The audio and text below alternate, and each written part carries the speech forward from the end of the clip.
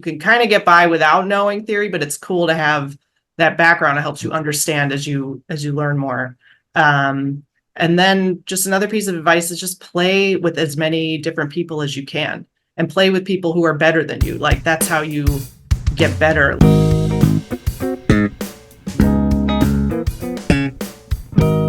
Hi, and welcome to ForBassPlayersOnly.com. I'm John Liebman, founder and first baseman. If you've ever wanted to learn bass, but you think maybe you're too old or your body just won't cooperate or some other reason, you should know that right now there are thousands of people inside the For Bass Players Only community, a lot of them of the silver-aged vintage, and they are learning bass, having the time of their life playing music that they love. You should come join them and experience that incredible transformation for yourself.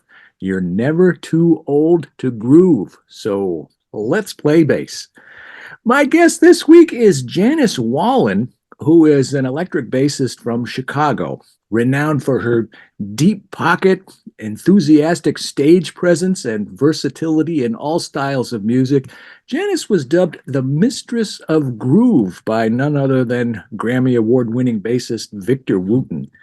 Since graduating and eventually teaching at Musicians Institute in Hollywood, California, Janis has thundered through more than 2 decades of performing, touring, writing, and arranging, and teaching in the greater Chicago metropolitan area. She first gained notoriety from her first work with original jazz funk rock act Family Groove Company, and currently tours with countless projects year-round. This is her first time on For Bass Players Only. Welcome, Janis. Great to have you aboard. Thank you for having me, John.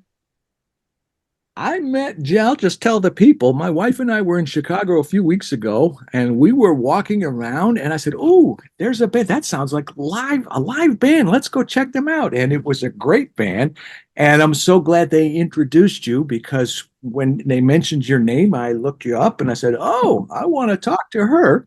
So we struck up a conversation. I said, how'd you like to be interviewed on ForBassPlayersOnly.com? And here we are. Indeed. So tell me, there's some things I didn't know about you until I didn't know you had gone to the Musicians Institute. I didn't know you taught there. I looked at that school a long time ago, way back in the Jeff Berlin, Bob Magnuson, Tim Bogert days, back in the early 80s. You know about that.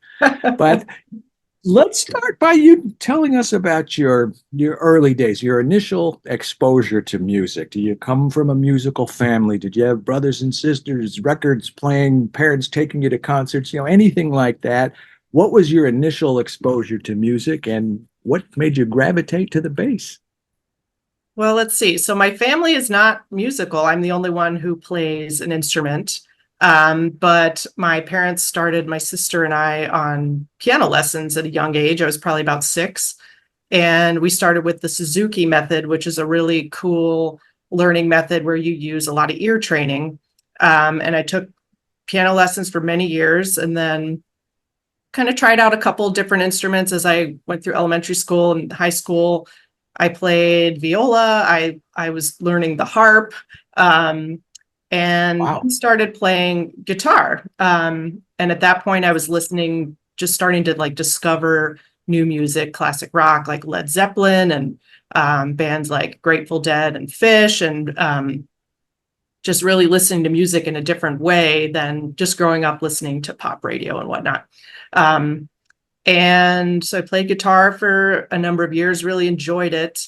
And one day a friend just lent me a bass to try out. He's like, here, keep it for a couple weeks. And just started playing around on it. Really just enjoyed the way bass sits in music. And I hadn't really listened to how bass functioned until I got one in my hands. And one pivotal moment that I remember, probably just before borrowing that bass, I used to go to a bunch of open mic nights with my friends around town in college and high school. And, there's a long list of guitar players and singers waiting to play. And at that particular open mic night, there was one bass player, and he got up and played with everybody because he was the only bass player there. And I was like, I don't want to be one of a million guitar players. I want to be one of a few bass players. So yeah, from there on, that was about in college that I discovered bass, and then there was no turning back. No more guitar, no more harp for sure. So that's how I discovered bass. Your story is somewhat similar to what I normally hear, but somewhat different. I mean, most people I've interviewed, I think you're going to be interviewed like, I don't know, 872 or something like that. Wow. Most people say, well, I really wanted to play guitar, and the band already had a guitar player. So they said, we need a bass player. Here, play the bass. And I said, well, what's a bass? And then I fell in love with, that's how most of it happens. Some people like you, that as soon as they discover the bass, or as soon as they're kind of gravitated to it as opposed to having it thrust upon them. Yeah. So I guess that makes you a little more genuine. Yeah. So once you discovered the bass and started playing it, I guess I don't know how you knew what to do on it. You said you just liked the way it felt, like the way it sat, but did that change the way you listened to music? And Oh, did you have definitely. any bass player influences? Who got your attention in those early days? Yeah, it definitely changed the way I listen to music. I mean, I don't know if I ever listened to bass specifically before playing bass. Like I'd maybe, I was young, I didn't understand like, music quite yet the way I do now. So it just really opened my ears to just hearing that frequency. Um, Hearing and it and feeling it. yeah, yeah. One of my favorite bass players as I was learning was Rocco Prestia from Tower of Power. I just love how he plays a lot, but it's still in the pocket, and it's kind of rolling around in just this cool way that propels the band. And yeah, he was one of my biggest influences in my first few years of playing.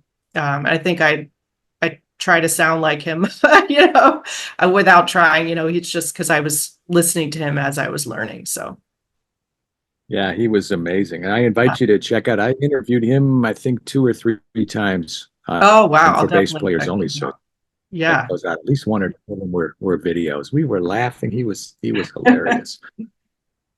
Well, so how did your career get rolling? You're obviously a full-blown professional bass player. So what happened, the transition between discovering the bass, learning the bass, listening to the bass, fill in the gap for me between all that and becoming a professional musician, a professional bass player?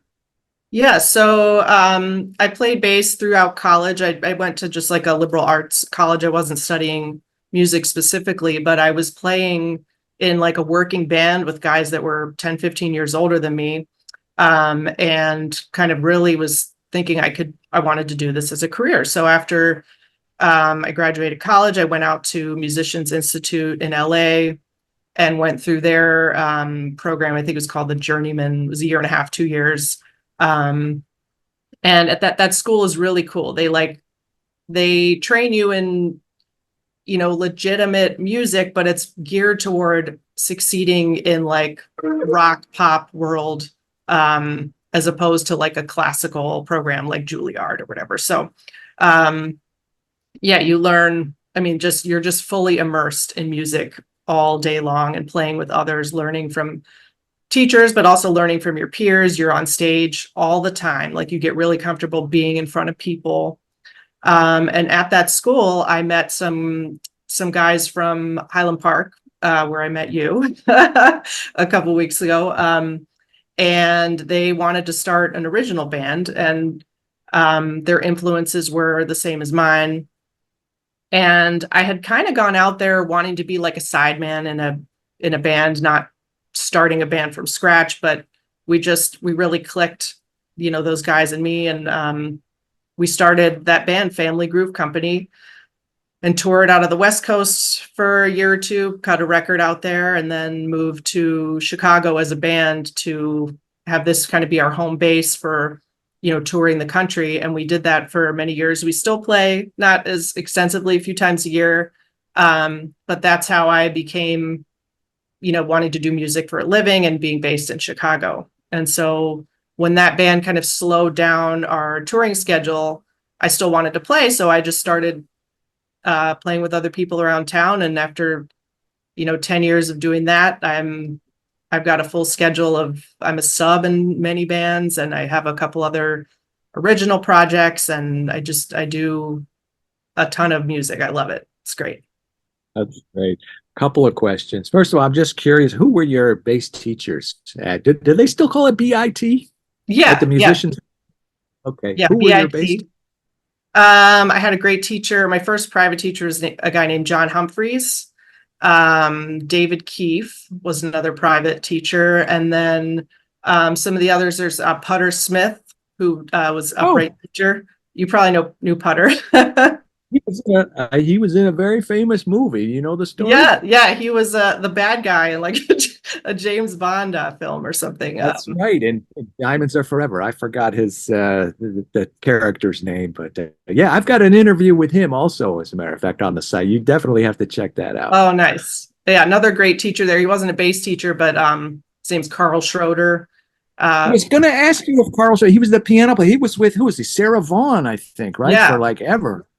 yeah, Yeah. he taught a jazz class that was just so enriching and just funny, and yeah, it was one of my favorite parts of going to that school. So Very funny guy.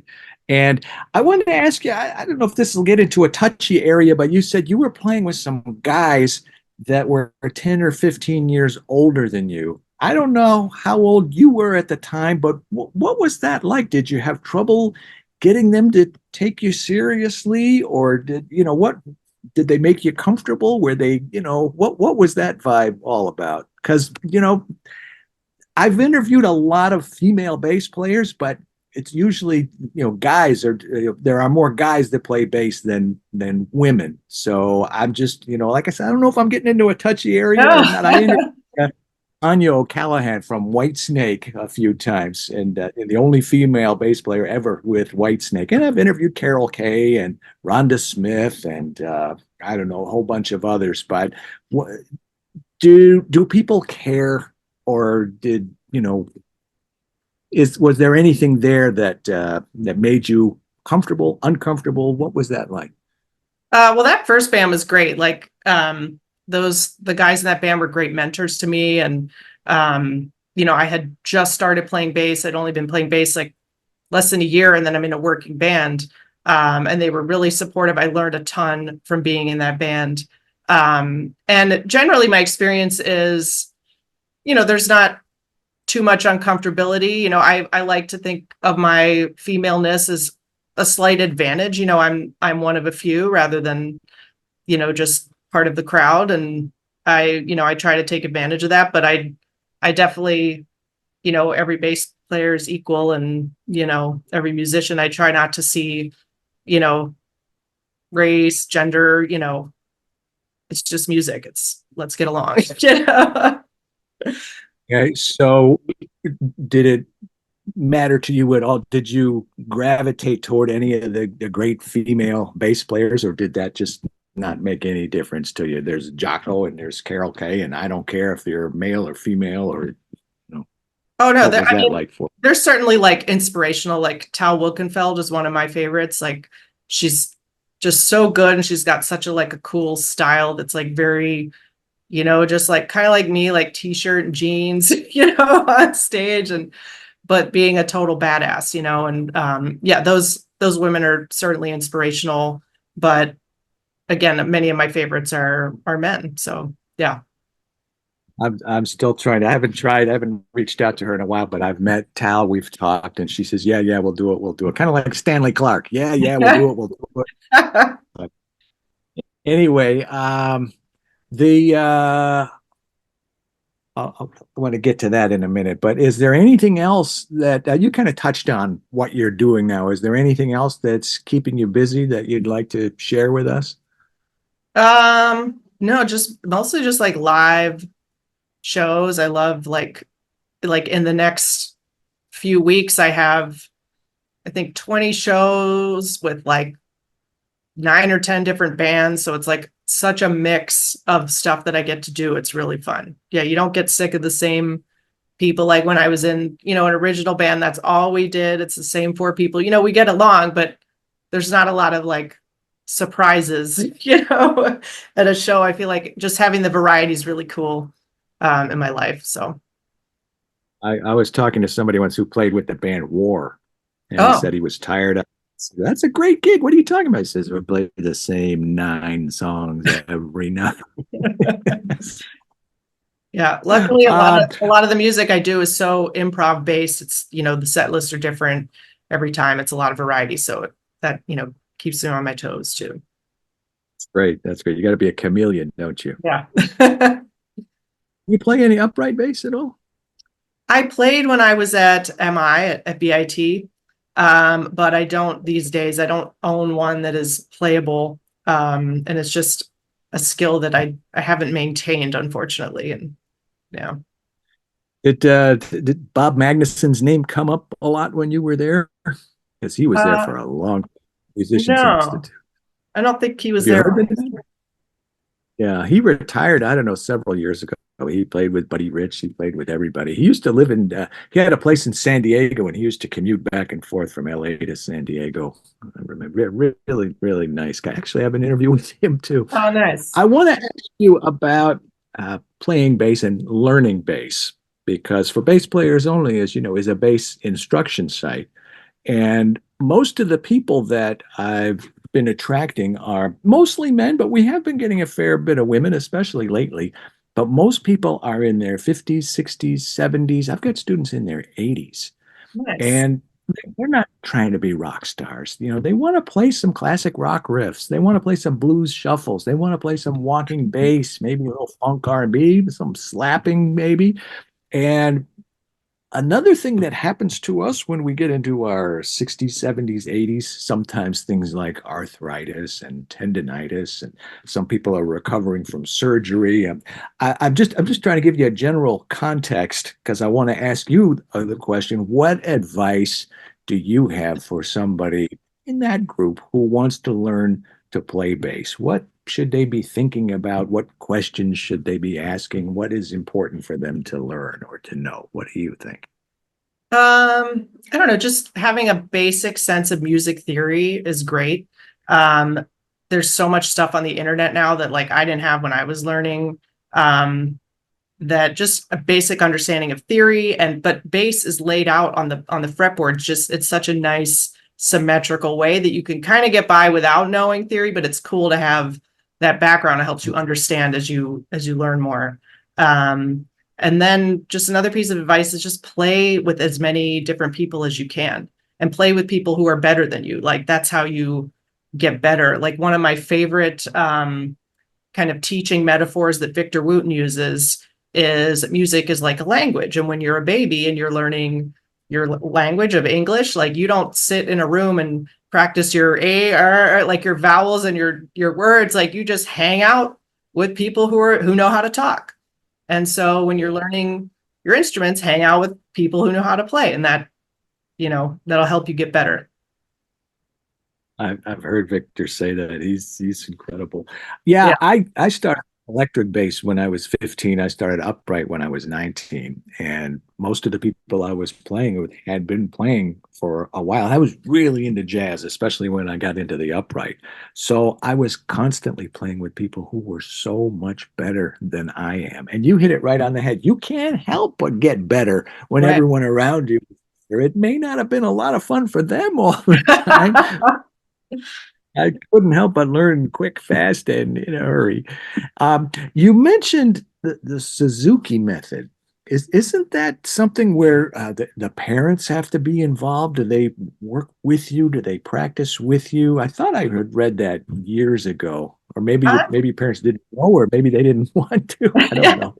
I'm not sure the way that I learned on the Suzuki method was like we had a tape that had the music and you hear it by ear, but you also see the sheet music in front of you and you're kind of learning by ear and learning to sight read. And so yeah, my mom like came to our lessons, but she wasn't involved in the practicing at home. We like listened to the tape and um play along and figure it out. And it was just a cool learning method for sure.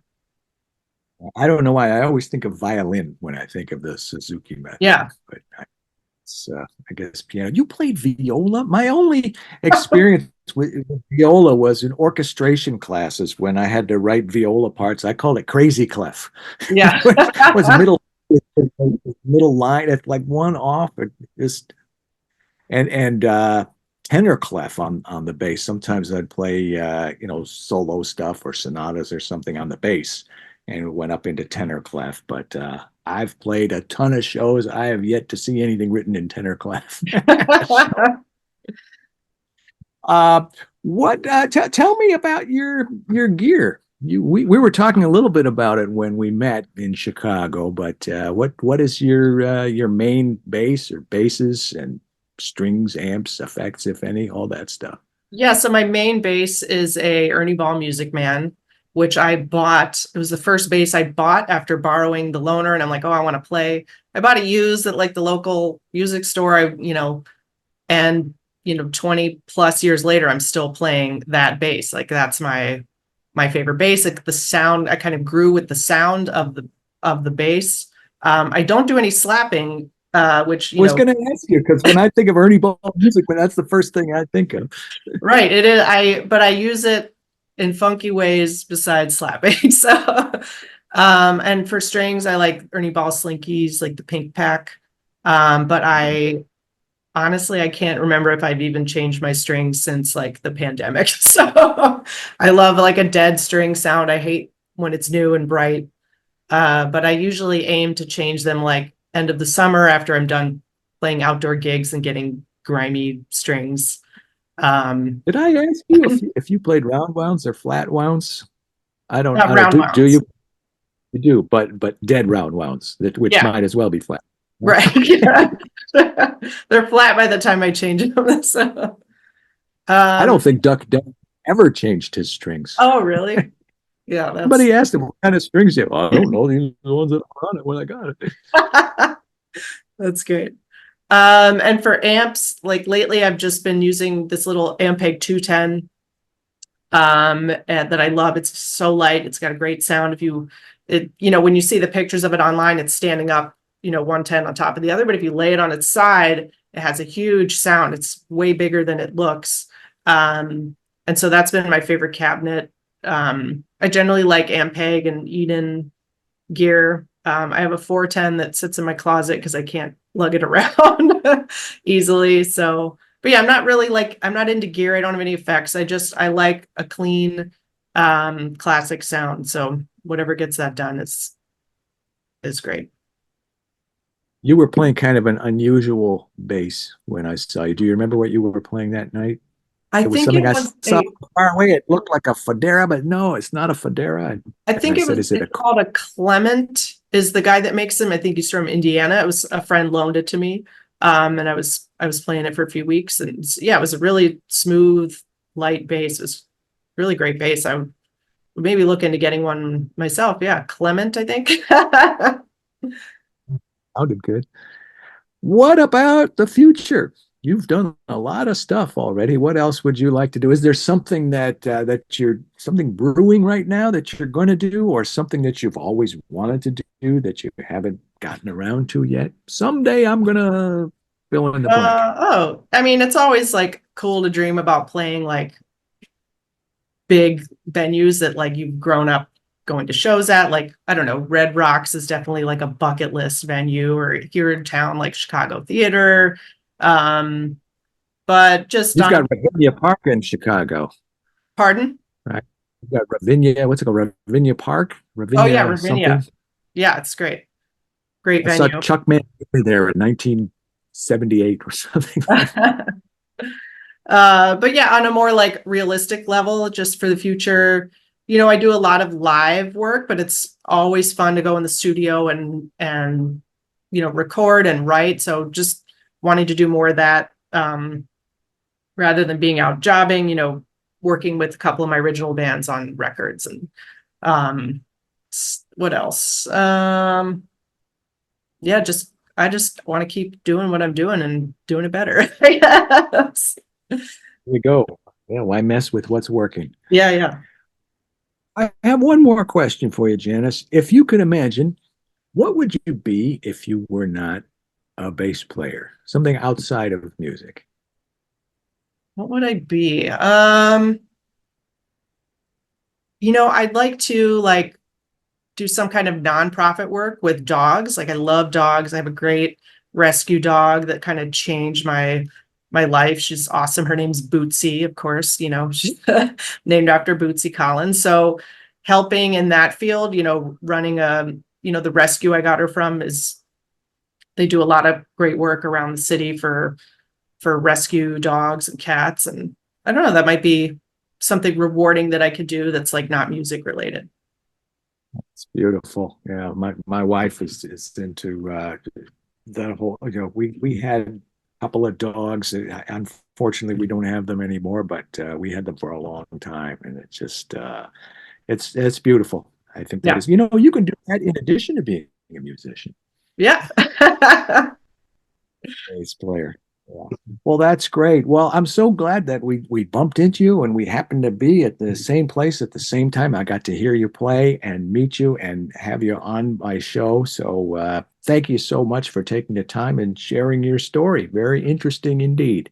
Great. Thank you, John. And I'm so excited I met you and crossed paths with your website, which I need to block off like a month of my life to go through all the awesome interviews. I got to find those Rocco interviews. But yeah, thanks for providing such a cool resource for the community.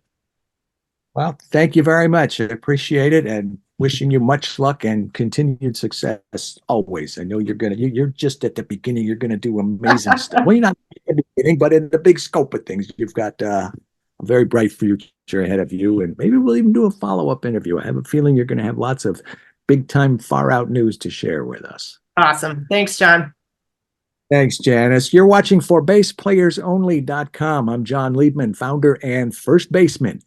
If you've ever wanted to learn bass, you should know that right now there are thousands of people inside the For Bass Players Only community, a lot of them of the silver-aged vintage, and they are learning bass, having the time of their life playing music that they love. You should come join them and experience that incredible transformation for yourself. You're never too old to groove, so let's play bass. Thanks again to my special guest, Janis Wallin. I will see you right back here, same time, same place next week, right here at ForBassPlayersOnly.com. In the meantime, let's play bass.